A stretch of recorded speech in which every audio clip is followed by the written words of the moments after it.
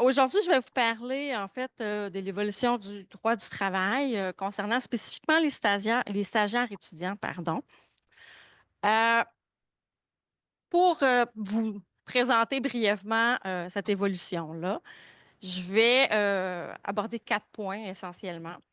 Le premier point, en fait, je vais définir brièvement c'est quoi un stage étudiant, puis c'est important de bien comprendre c'est quoi. On sait tout un petit peu ce que c'est, mais c'est quand même important de bien comprendre ce que c'est pour voir un petit peu comment les lois du travail vont le traiter. Ensuite, je vais parler un petit peu de la période que j'ai qualifiée d'effervescence, qui est une période qui a amené beaucoup de réflexion sur c'est quoi le statut de stagiaire, c'est quoi un stagiaire, puis comment on le traite en droit du travail. Ensuite, je vais vous parler un petit peu des enjeux qui ont été soulevés par les groupes étudiants parce que les groupes étudiants ont été très, très actifs. Donc, quels sont les enjeux qui ont été soulevés et quelles sont les solutions qui ont été apportées par le gouvernement ou le législateur? Solutions qui sont plus ou moins adéquates selon le cas. Et ensuite, je vais terminer en vous apportant ou soulevant quelques éléments de réflexion. Voilà.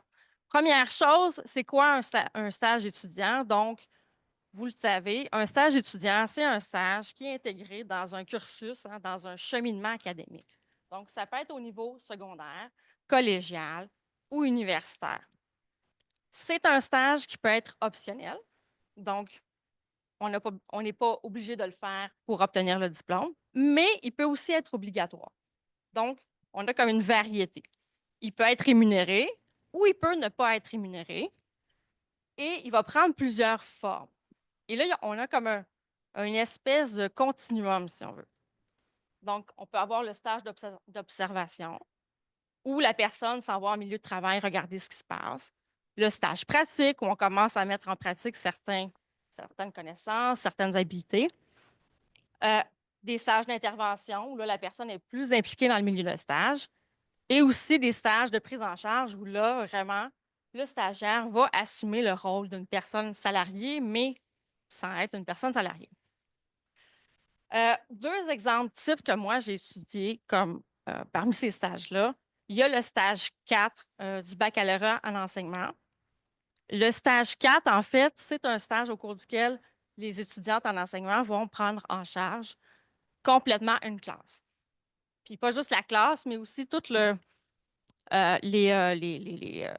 activités ou les tâches là, qui découlent de ça. Donc, la rencontre avec les parents, les rencontres administratives et tout ça. Donc, c'est vraiment, on joue le rôle d'un enseignant.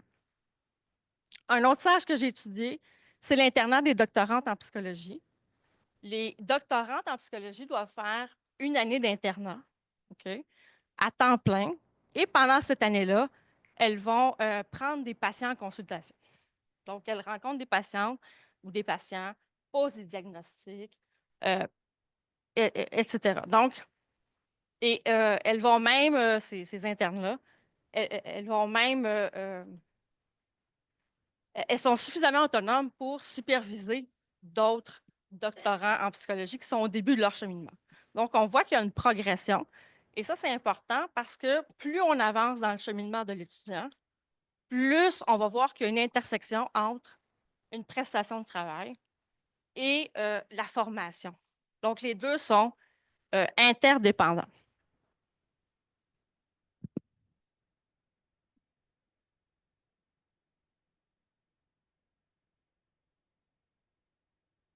En ce qui a trait, par exemple, à la période d'effervescence, donc, tu sais, je vais vous donner quelques éléments, mais c'est beaucoup plus complet que ça. Il y a eu beaucoup, beaucoup d'actions. La première année où c'est vraiment actif, là, c'est surtout en 2011, parce qu'on voit aux États-Unis on se positionne ou on réfléchit beaucoup à ce que c'est un stage. Donc, on voit beaucoup de cas qui sont limites, à savoir si les gens qui sont considérés comme des stagiaires ou appelés des stagiaires sont vraiment des stagiaires qui ne devraient pas être protégés par les lois du travail. Donc, on a je vous ai mis 3 éléments ici, là. On a le département fédéral du travail qui se positionne en disant un stagiaire qui n'est pas protégé par les lois, c'est ça. On a aussi un ouvrage qui est publié par Ross Perlin qui s'intéresse à l'économie du stage et qui, lui, va beaucoup discuter des formes de stage et de ce qui est un vrai stage qui forme quelqu'un et de ce qui est plutôt du cheap labor. On a aussi des gens qui vont réaliser qu'ils pensaient être des stagiaires, donc ils travaillaient sur des plateaux de production de films, et ils réalisent qu'ils ne sont pas des stagiaires, qui sont des personnes qui devraient être payées. Donc, tout ça, toute cette discussion-là aux États-Unis, ça remonte ici. Pendant ce temps-là, au Québec, ce qu'on fait, c'est qu'on commence à documenter nos stages. Donc, on s'intéresse aux conditions des stages et on va faire ressortir certains éléments comme les stages qui ne sont pas rémunérés, donc qui sont vraiment les stages auxquels les groupes étudiants s'intéressent. Les stages qui ne sont pas rémunérés sont surtout dans le secteur de la santé, dans le secteur de l'éducation, dans le réseau public, concernent des professions à prédominance féminine et sont des secteurs où il y a une pénurie de main-d'œuvre. En 2016, évidemment, entre 2011 et 2016, il se passe plein de trucs, mais en 2016, il y a un gros coup. Il y a une grève des internats par les doctorantes en psychologie. Donc, chaque année, les experts considèrent que chaque année, les internes vont recevoir, vont traiter, vont faire le travail de plusieurs dizaines de psychologues.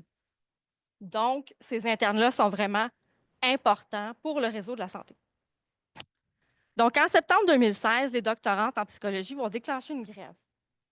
Donc, vont décider de ne pas aller faire les internats et vont bloquer le réseau de la santé. Donc, ça a un impact vraiment important sur le service à la population. En décembre, le gouvernement va réagir en disant, je vais mettre en place un programme de bourse pour les internes. Évidemment, les internes, ce n'est pas une bourse qu'ils veulent. C'est être rémunérés, c'est être reconnus comme des salariés, mais ils ont une bourse, c'est mieux que rien. Donc, ensuite, en 2018-2019, ce qu'on voit, c'est que dans le fond, les autres groupes étudiants qui font les stages voient une porte ouverte. Là. Les internes en psychologie ont une bourse. Nous, on veut ça. On aimerait mieux avoir un salaire, mais on va au moins aller chercher une bourse. Donc, en novembre 2018, ils vont déclencher une grosse grève qui implique 60 000 étudiants. En juin, évidemment, entre novembre et juin, il se passe plein de tractations politiques, plein de discussions et tout ça. Mais en juin, il y aura l'annonce d'un programme de bourse pour les stages finaux qui ne sont pas rémunérés. En 2021, il y aura l'adoption de la loi modernisant le régime de santé et sécurité du travail. Je vais y revenir, mais c'est une étape importante. En 2022, on aura l'adoption de la loi visant à assurer la protection des stagiaires en milieu de travail. En ce qui concerne le troisième point,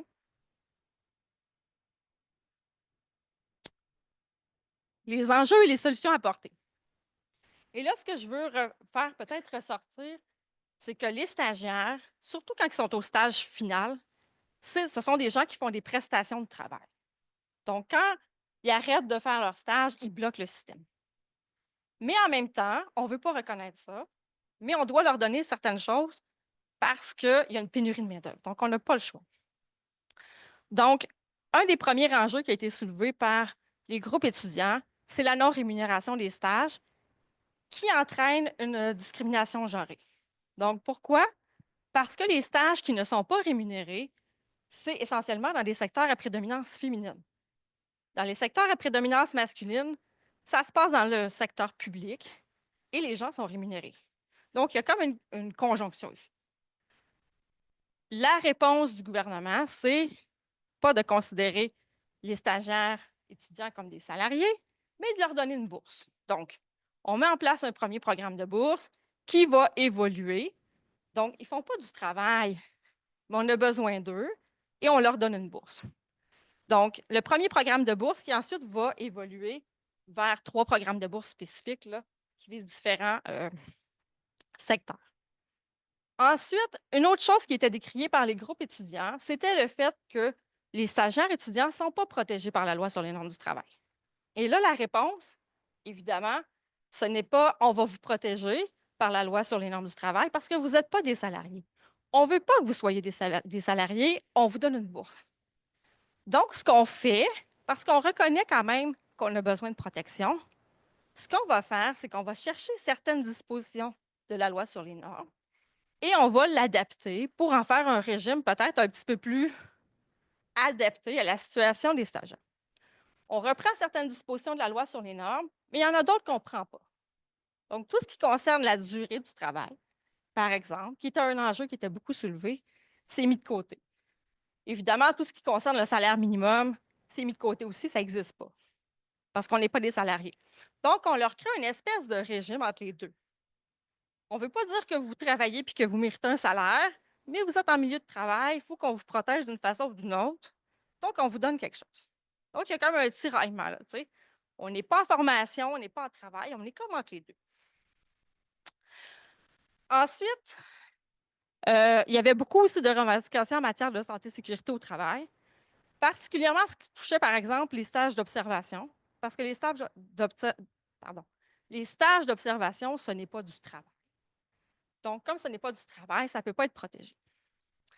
Par la loi modernisant le régime de santé et sécurité du travail, on est venu protéger ces stages d'observation-là, entre autres. Et ce qui est intéressant, c'est qu'on est encore en train de dire ce n'est pas du travail, mais on devrait vous protéger comme des travailleurs.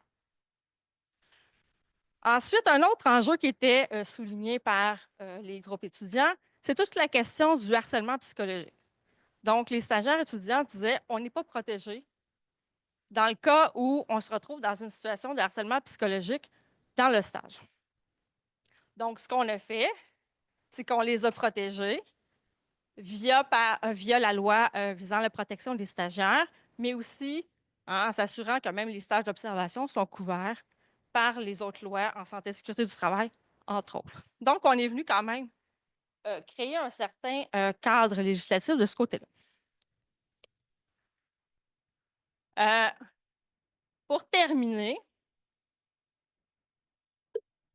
je voudrais comme soulever trois éléments de réflexion. Premièrement, l'effet de la pénurie de la main-d'œuvre sur l'évolution du droit. Dans ce cas-ci, ce qui a vraiment été un déclencheur, c'est que les groupes étudiants se sont vraiment mobilisés, ont fait des grèves.